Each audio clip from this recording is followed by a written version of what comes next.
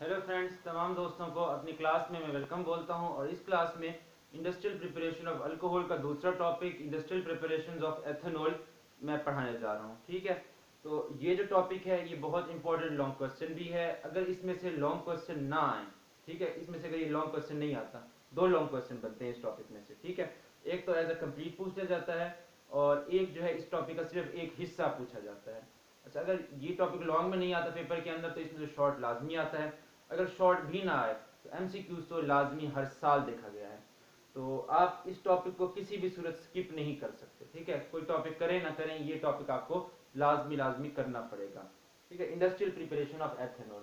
Ethanol आप सभी लोग जानते हैं C2H5OH, इथाइल अल्कोहल को ही हम एथेनॉल कहते हैं। क्लियर है? पूरी दुनिया में जो एथेनॉल जिस प्रोसेस के तहत बनाया जाता है उसे बोलते हैं फर्मेंटेशन। ये पूरी दुनिया में इसी प्रोसेस के तहत ये बनाया जाता है, फर्मेंटेशन। ठीक है, ओके हो गया। अच्छा, फर्मेंटेशन क्या है? फर्मेंटेशन जो बियोलॉजी वाले बच्चे हैं वो जानते होंगे फर्मेंटेशन क्या है। केमिस्ट्री वाले अभी जान लेंगे कि क्या होता है। ठीक है, fermentation it is a biochemical process. It is a biochemical process. Define fermentation एक इंपॉर्टेंट शॉर्ट क्वेश्चन है। ठीक है, it is a biochemical process that takes place in the presence of in the presence of certain enzymes secreted by secreted by certain microorganisms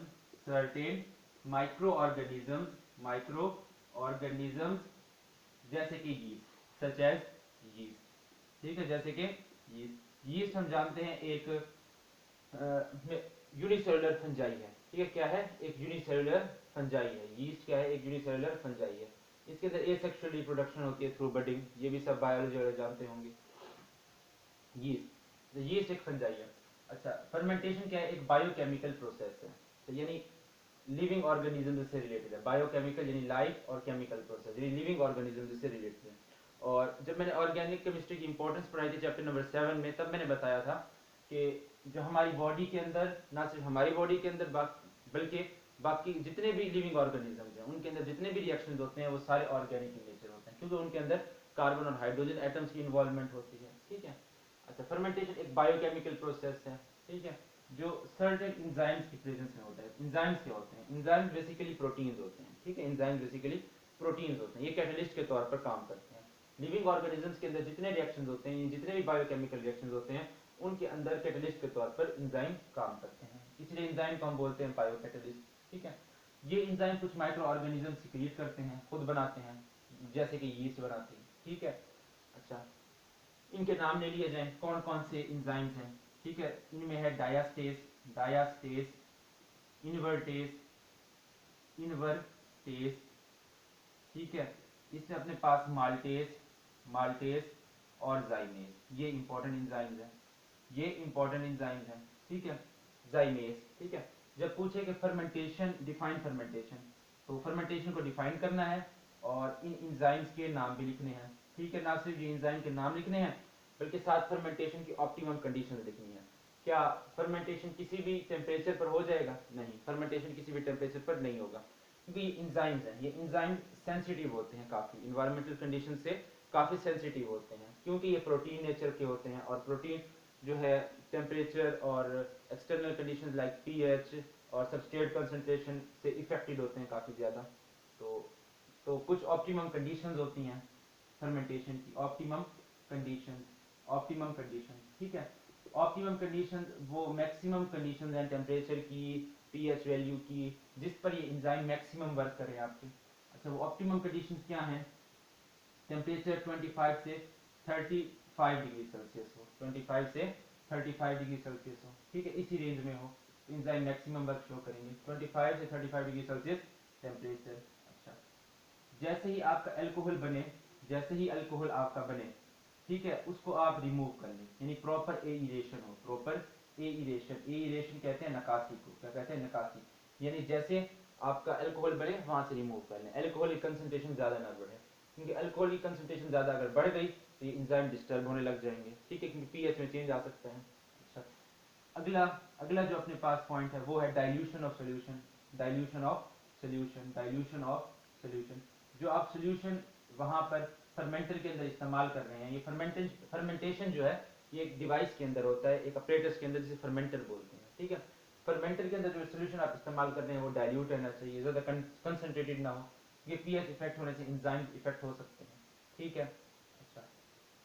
फिर उसके बाद है absence of any preservative, absence of any preservative, absence of any preservative. ठीक है, preservative. अच्छा, basically ये fermentation के अंदर क्या होती है, ऑक्सीडेशन होती है और इनकम्प्लीट ऑक्सीडेशन होती है। प्रिजर्वेटिव, ठीक है, प्रिजर्वेटिव। फर्मेंटेशन के अंदर बेसिकली ग्लूकोज की इनकम्प्लीट ऑक्सीडेशन होती है, इनकम्प्लीट ऑक्सीडेशन होती है। ठीक है, यानी ऑक्सीडेशन होती है कुछ ना कुछ। अगर प्रिजर्वेटिव जो होते हैं ना वो एंटीऑक्सीडेंट्स होते हैं, जैसे बेंजोइक एसिड हो गया, जैसे आपका एसिटिक एसिड हो गया, ये एंटीऑक्सीडेंट्स होते हैं। ठीक है, ये ऑक्सीडेशन नहीं होने देते। अगर ये प्रेजेंट रहेंगे तो ग्लूकोज की फर्मेंटेशन नहीं हो सकेगी। ठीक है, तो कोई ऐसा प्रिजर्वेटिव हमारे सोल्यूशन के अंदर, फर्मेंटर के अंदर प्रेजेंट नहीं होना चाहिए। तो बाय नेम शॉर्ट क्वेश्चन पूछेगा, define fermentation, give its optimum condition. ये जितना इस टाइम बोर्ड पर लिखा हुआ है ये आपने सारा लिख देना है। डिफाइन फर्मेंटेशन पूछे तब भी जितना लिखा हुआ है बोर्ड पर ये सारा आपने आपकी नोटबुक पर होना चाहिए। ठीक है, क्लियर है बातें, क्या है फर्मेंटेशन? ओके, बहुत बढ़िया। अच्छा जी, पाकिस्तान के अंदर जो फर्मेंटेशन जो होती है, यानी जो एथेनॉल हम तैयार करते हैं पाकिस्तान के अंदर, वो हम मोलेसिस, शुगर केन जूस और फ्रूट जूस से जो है ना हम तैयार करते हैं। स्टार्च, मोलेसिस और फ्रूट जूसेस से हम फर्मेंटेशन करते होते हैं, यानी एथेनॉल तैयार करते हैं। ठीक है, पाकिस्तान के अंदर हम क्या करते हैं, फर्मेंटेशन करवाते हैं किस किस की, मोलेसिस की, मोलेसिस क्या होते हैं मैं बताता हूँ। ठीक है, स्टार्च की और फ्रूट जूस की। ठीक है, फ्रूट जूस के स्टार्च तुमने सुन रखा होगा लेकिन जानते नहीं होगे ये क्या होता है, मैं बताऊंगा क्या होता है स्टार्च। मोलेसिस, मोलेसिस क्या होता है? ठीक है, आप सभी जानते हैं कि चीनी शुगर केन जूस से बनती है। किससे बनती है? शुगर केन जूस, गन्ने का जूस। उसको कंसंट्रेट किया जाता है, कंसंट्रेट करके उसमें शुगर को क्रिस्टलाइज किया जाता है। क्या किया जाता है? क्रिस्टलाइज किया जाता है। बार बार की क्रिस्टलाइजेशन से एंड में क्या होता है कि शुगर केन जूस काफी कंसंट्रेटेड रह जाता है। ठीक है, काफी कंसंट्रेटेड शुगर केन जूस रह जाता है। ठीक है, वो जो थिक रेजिड्यू या वो कंसंट्रेटेड शुगर केन जूस होता है उसे हम मोलेसिस बोलते हैं। उसे क्या बोलते हैं? मोलेसिस बोलते हैं। ठीक है, तो मोलेसिस को डिफाइन करते हैं, the thick residue, the thick concentrated residue, concentrated residue, residue after after या left after the crystallization crystallization of sugarcane juice, of sugarcane juice is called molasses। ठीक है, is called molasses। ठीक है, molasses। अच्छा, कुछ खास एंजाइम्स की presence में मोलेसिस की फर्मेंटेशन होती है। ठीक है, स्टार्च की फर्मेंटेशन कुछ और एंजाइम्स की प्रेजेंस में होती है, मोलेसिस की फर्मेंटेशन कुछ और एंजाइम्स की प्रेजेंस में होती है। ठीक है, मोलेसिस की फर्मेंटेशन के लिए हम जो एंजाइम इस्तेमाल करते हैं उनमें अपने पास एक तो होती है इन्वर्टेज।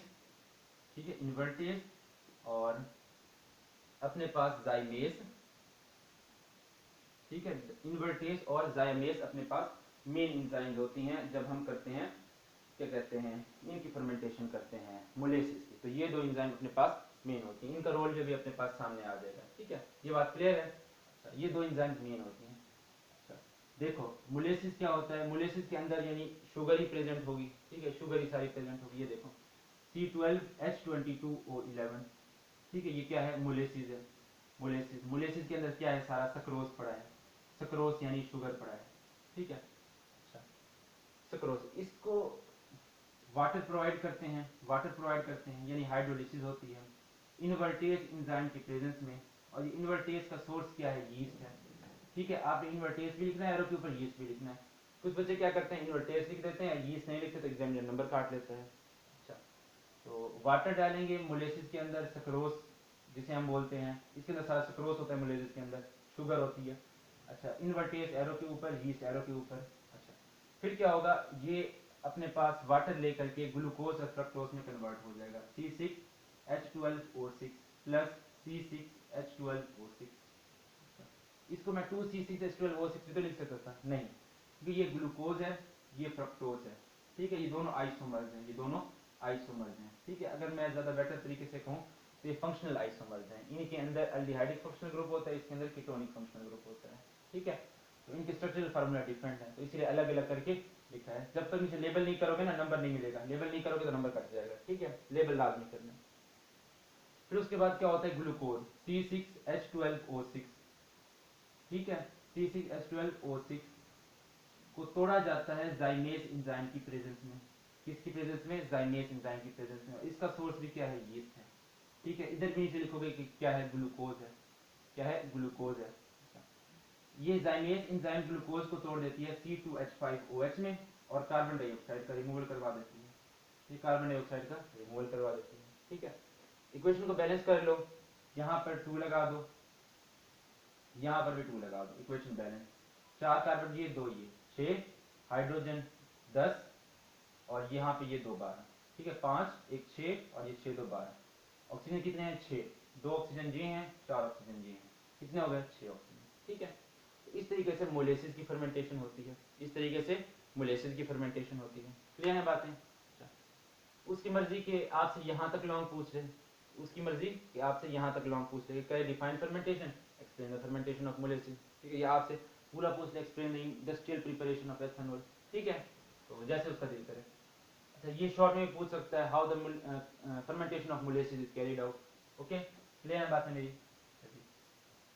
उसके बाद हम मजीद आगे चलते हैं। एथेनॉल की फर्मेंटेशन हो गई, अब हम स्टार्च की एथेनॉल कहता हूँ, मोलेसिस की फर्मेंटेशन हमने करवा ली, स्टार्च की फर्मेंटेशन अब हम करवाते हैं। ठीक है, स्टार्च की फर्मेंटेशन अब हम करवाते हैं। ठीक है, लॉन्ग में पूछे क्यों टॉपिक छोटा है तो फिर ऐड कर देना अंदर चीजें कि the hydrolysis of first the hydrolysis of sucrose present in molasses takes place in the presence of invertase enzyme to form glucose and fructose. Glucose is further undergoes to the process of fermentation in the presence of zymase enzyme that produces ethanol and carbon dioxide. ठीक है, ये line आप add कर सकते हो अंदर। ठीक है, लेंथ को बढ़ाने के लिए। अच्छा, फिर उसके बाद स्टार्च से देखते हैं किस तरीके से तैयार होता है। अच्छा, स्टार्च क्या है? एक पॉलीसेकेराइड है। It is a polysaccharide. Book के अंदर ये डिटेल नहीं लिखी हुई, आप ऐड करोगे। पॉलीसेकेराइड, लेंथ बढ़ाओगे। It is a polysaccharide. अच्छा, और ये जो है पॉलीमर होता है हमारे पास, पॉलीमर होता है ग्लूकोज यूनिट्स का। ठीक है, ग्लूकोज यूनिट्स का। ठीक है, जब इसको हम तोड़ते हैं ना तो सबसे पहले हमारे पास माल्टोस बनता है। माल्टोस डाइसेक्राइड होता है 2 ग्लूकोज का, यानी उसके अंदर 2 ग्लूकोज प्रेजेंट होते हैं। डाई मतलब 2। अच्छा, तो ये पॉलीमर होता है पॉलीसेकेराइड, यानी इसके अंदर काफी सारे ग्लूकोज यूनिट्स प्रेजेंट होते हैं। ठीक है, ये 2 पॉइंट्स आप लिखोगे। ठीक हो गया बात? क्लियर है? स्टार्च का जनरल फार्मूला चैप्टर नंबर 7 में मैंने पढ़ाया था, C6H10O5। C6H10O5। ठीक है, इसकी भी हाइड्रोलिसिस करवाई जाती है in the presence of an enzyme. Enzyme का नाम है डायास्टेज। क्या नाम है? डायास्टेज केस। ठीक है, स्टार्च जनरल फार्मूला होता है C6H10O5N, वेयर N में भी सेवरल थाउजेंड्स और हंड्रेड्स तक होता है। डायास्टेज, डायास्टेज का अल्टीमेट सोर्स भी क्या है? यीस्ट। अच्छा, ये क्या है? स्टार्च है। इसकी जब आप हाइड्रोलिसिस करवाओगे तो आपको क्या मिलेगा? माल्टोस मिलेगा, C12H22O11। C12H22O11। कहोगे भैया ये तो सक्रोस है। नहीं, ये सक्रोस नहीं है, ये माल्टोस है।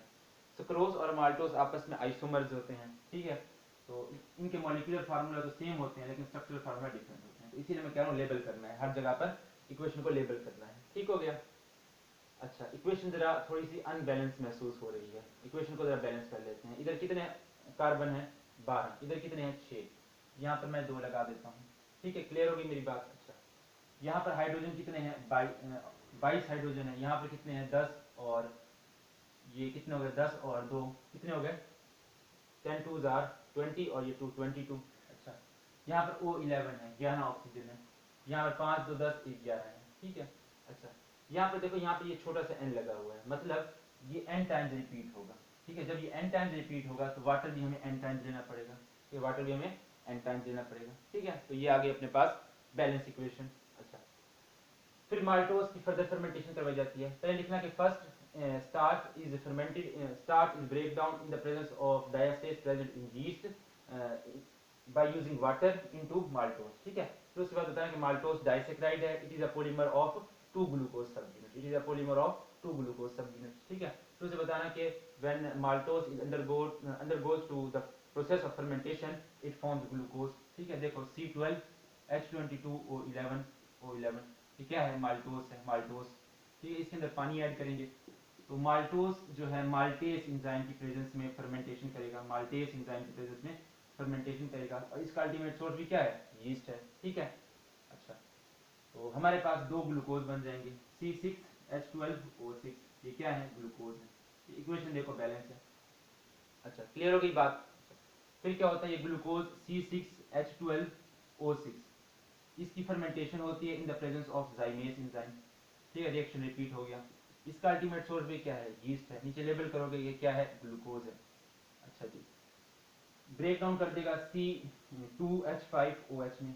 ठीक है, C2H5OH में। अच्छा, ये क्या है, एथेनॉल है, एथेनॉल प्लस CO2। इक्वेशन को बैलेंस करना है तो यहाँ पर 2 लगा दो। क्लियर है। इस तरीके से सवाल भी पूछ सकता है, define fermentation, explain the fermentation of starch. इस तरीके से सवाल भी पूछ सकता है। तो फर्मेंटेशन को डिफाइन करना है, एंजाइम्स के नाम देने हैं, ऑप्टिमल कंडीशन लिखनी है, स्टार्ट से स्टार्ट करना है, इसको थोड़ा एक्सप्लेन करना है, इक्वेशन को एक्सप्लेन करना है, इक्वेशन लिखनी है, फिर उसके बाद कुछ और बातें जो मैं अब बताऊंगा वो भी ऐड करनी है। ठीक हो गई ये बातें, क्लियर हैं। अच्छा जी, इतनी बातें क्लियर हैं। अच्छा जी, ठीक हो गया। अब मैं कुछ और बातें आपको लिखवाने लगा हूँ। ठीक है, वो बातें आपने चाहे मोलेसिस की फर्मेंटेशन में पूछे या आपसे स्टार्च की फर्मेंटेशन पूछे, दोनों में आप ऐड कर सकते हैं। ठीक है, ये बुक की वर्डिंग है जो मैं लिखवाऊंगा। अच्छा, तो अब होता क्या है कि हमारे पास कुछ क्वेश्चंस होते हैं, प्रिकॉशंस या कॉशंस, क्या स्पेलिंग होते हैं, CAUTIO है, कॉशंस होते हैं। ठीक है, कुछ हमें एहतियाती तदाबीर इख्तियार करनी पड़ती हैं। पहली एहतियाती तदाबीर ये होती है कि हम फर्मेंटेशन से हम सिर्फ 20%, 20 कहता हूँ 12% एथेनॉल हासिल कर सकते हैं। 12% एथेनॉल कैन बी प्रिपेयर्ड, सिर्फ और सिर्फ 12% एथेनॉल तैयार किया जा सकता है, कैन बी प्रिपेयर्ड। ठीक है, कैन बी प्रिपेयर्ड, क्यों? अच्छा, मैक्सिमम 14% किया जा सकता है। ठीक है, लेकिन हम 12% तक रखते हैं, क्यों, ऐसे क्यों करते हैं, देखो जरा बात सुनो। अगर एथेनॉल की कंसंट्रेशन चली जाए अबव 14% चली जाए तो क्या होता है, इसकी वजह से इंजाइम डिस्टर्ब होकर इंजाइम डीनेचर या फिर इनएक्टिव हो जाते हैं। ठीक है, अच्छा, मैक्सिमम हम एथेनॉल फर्मेंटेशन से 12% तैयार करते हैं, क्यों? क्योंकि अगर कंसंट्रेशन 14% से ऊपर चली जाए तो इंजाइम इनएक्टिव हो जाते हैं। ठीक है, अगर हमें चाहिए इससे ज़्यादा कंसंट्रेशन का एथेनॉल तो हम क्या करते हैं, इसकी एथेनॉल जो हमने तैयार किया है 14% एथेनॉल, इसकी क्या करवाते हैं, डिस्टिलेशन। ठीक है, एथेनॉल ऑफ हाई कंसंट्रेशन का एथेनॉल हम तैयार करते हैं किससे, बाय डिस्टिलेशन, डिस्टिलेशन करवाते हैं। ठीक है, वाटर रिमूव करते हैं बाय प्रोसेस कॉल्ड डिस्टिलेशन, तो कंसंट्रेशन बढ़ती है। ठीक है, बार बार डिस्टिलेशन करवा के हम क्या तैयार कर लेते हैं, रेक्टिफाइड स्पिरिट तैयार कर लेते हैं, रेक्टिफाइड स्पिरिट तैयार कर लेते हैं। ठीक है, रेक्टिफाइड स्पिरिट तैयार कर लेते हैं। इसके अंदर क्या होता है, 95% मेथनॉल होता है, 95% एथेनॉल होता है। ठीक है, 95% एथेनॉल होता है। अगर हम एब्सोल्यूट अल्कोहल तैयार करना चाहें, अगर हम एब्सोल्यूट अल्कोहल तैयार करना चाहें, एब्सोल्यूट अल्कोहल तैयार करना चाहें, यानी कि हम क्या करना चाहें, 100% एथेनॉल तैयार करना चाहें, 100% एथेनॉल तैयार करना चाहें, तो उसका तरीका ये है कि कैल्शियम ऑक्साइड की प्रेजेंस में डिस्टिलेशन करवाओ, कैल्शियम ऑक्साइड की प्रेजेंस में डिस्टिलेशन करवाओ, क्योंकि कैल्शियम ऑक्साइड एक अच्छा वाटर एब्जॉर्बिंग एजेंट है, तो जो 5% वाटर रिमेन बचता है उसको भी एब्जॉर्ब कर लेता है। ठीक है, तो इसी तरीके से हम 100% एथेनॉल तैयार कर सकते हैं। ठीक है, बाय नेम शॉर्ट क्वेश्चन पूछेगा, why the concentration of why we can only prepare 12% methanol by the process of fermentation. तो आपने बताना है कि सिर्फ हम 12% ही तैयार करते हैं, क्यों? क्योंकि 14% से ज़्यादा जब होती है कंसंट्रेशन तो इंजाइम इनएक्टिव हो जाते हैं। क्लियर हो गई बात, क्लियर हो गई। इसमें ये बात भी आप ऐड कर सकते हो कि इंजाइम सेंसिटिव होते हैं। ठीक है, इसीलिए कंसंट्रेशन ज़्यादा होने की वजह से डीनेचर हो जाते हैं। ठीक हो गया, ये शॉर्ट क्वेश्चन पूछेगा। अच्छा, फिर पूछेगा कि what is rectified spirit, what is rectified spirit and absolute ethanol, या एब्सोल्यूट अल्कोहल का लफ्ज पूछेगा। ठीक है, उसे बताना कि 95% ethanol is called rectified spirit. ठीक है, it is prepared by the distillation of that 12% और 14% ethanol that is obtained after fermentation. ठीक है, तो हम 95% एथेनॉल तैयार करते हैं, जिसे रेक्टिफाइड स्पिरिट बोलते हैं। ठीक है, अच्छा, एब्सोल्यूट एथेनॉल से बताना, एब्सोल्यूट अल्कोहल बताना कि 100% ethanol is called as absolute alcohol, is called as absolute alcohol. ठीक है, it is prepared by the distillation of rectified spirit यानी 95% ethanol with calcium oxide। ठीक है, 100% pure ethanol is obtain which is known as absolute ethanol या absolute alcohol. ठीक हो गई बात, ये इंपॉर्टेंट शॉर्ट क्वेश्चन है इस टॉपिक के। अच्छा, फिर उसके बाद एक इंपॉर्टेंट शॉर्ट क्वेश्चन है denaturation of alcohol. Denaturation of alcohol, देखिए जरा डिस्कस करते हैं डीनेचुरेशन ऑफ एल्कोहल। अच्छा, डीनेचुरेशन ऑफ एल्कोहल, जनरली हम देखते हैं कि डीनेचुरेशन ऑफ एल्कोहल, ठीक है, ऑफ एल्कोहल। अच्छा, जनरली लोग क्या करते हैं, एथेनॉल को ड्रिंकिंग पर्पजेज के लिए इस्तेमाल करते हैं, नशे के लिए इस्तेमाल करते हैं। तो हम क्या करते हैं कि एथेनॉल के अंदर हम 10% मेथनॉल ऐड कर देते हैं। 10% मेथनॉल ऐड कर देते हैं एथेनॉल के अंदर, 10% मेथनॉल ऐड कर देते हैं, क्योंकि मेथनॉल पॉइजनस होता है और ऊपर लिख देते हैं कि इसके अंदर 10% मेथनॉल मिला हुआ है। तो जो पीने वाले होते हैं उनको पता होता है कि मेथनॉल पॉइजनस है, तो फिर वो ऐसे अल्कोहल को नहीं पीते होते, ऐसे अल्कोहल को नहीं पीते होते। ठीक है, एथेनॉल के अंदर 10% मेथनॉल डालना कहलाता है denaturation of alcohol. Denaturation of alcohol in order to avoid it from drinking purposes, alcohol, denaturation of alcohol. ठीक है, वो एथेनॉल जिसमें 10% मेथनॉल मिला रहे उसको हम बोलते हैं मिथाइलेटेड स्पिरिट। क्या बोलते हैं? Methylated spirit. ये क्या बोलते हैं? मिथाइलेटेड स्पिरिट बोलते हैं। क्लियर है बातें? ठीक है। अच्छा, डीनेचुरेशन हम ना सिर्फ मेथनॉल से कर सकते हैं बल्कि दो और कंपाउंड्स पायरिडीन और एसीटोन का इस्तेमाल भी कर सकते हैं। ठीक है, पायरिडीन और एसीटोन का इस्तेमाल करके भी हम क्या करवा सकते हैं, ये क्या डीनेचुरेशन करवा सकते हैं। दिस इज पायरिडीन और H3C single bond C double bond O single bond CH, ये एसीटोन है। इन दो कंपाउंड्स का भी इस्तेमाल किया जा सकता है। अब बच्चे क्या करते हैं, डीनेचुरेशन ऑफ अल्कोहल जब पूछता है तो क्या करते हैं, कहते हैं कि हम अल्कोहल के अंदर 10% मेथनॉल ऐड करते हैं। वहीं से पूरा आंसर क्रॉस हो जाएगा, अल्कोहल का लफ्ज इस्तेमाल नहीं करना, भले उसने डीनेचुरेशन ऑफ अल्कोहल ही क्यों ना पूछा हुआ हो। ठीक है, आपने लफ्ज इस्तेमाल करना है, आंसर में लफ्ज आपने एथेनॉल का इस्तेमाल करना है। ठीक है, एथेनॉल के अंदर 10% मेथनॉल डालना to avoid it from drinking purposes is called denaturation of alcohol. ठीक है, because methanol is poisonous. ठीक है, the ethanol containing 10% methanol is called methylated spirit and the denaturation of alcohol can also be carried out by using pyridine and acetone. ठीक है, answer के अंदर ethanol का लफ्ज होना चाहिए। ठीक है, अल्कोहल का लफ्ज नजर ना आए, अगर अल्कोहल का लफ्ज नजर आ गया तो पूरा आंसर क्रॉस कर दिया जाएगा और आप 2 नंबर से महरूम हो जाएंगे। ठीक है, तो यहीं तक थी industrial preparation of ethanol, detail से हमने डिस्कस किया। फिर मिलते हैं अगले क्लास में फिजिकल प्रॉपर्टीज ऑफ अल्कोहल।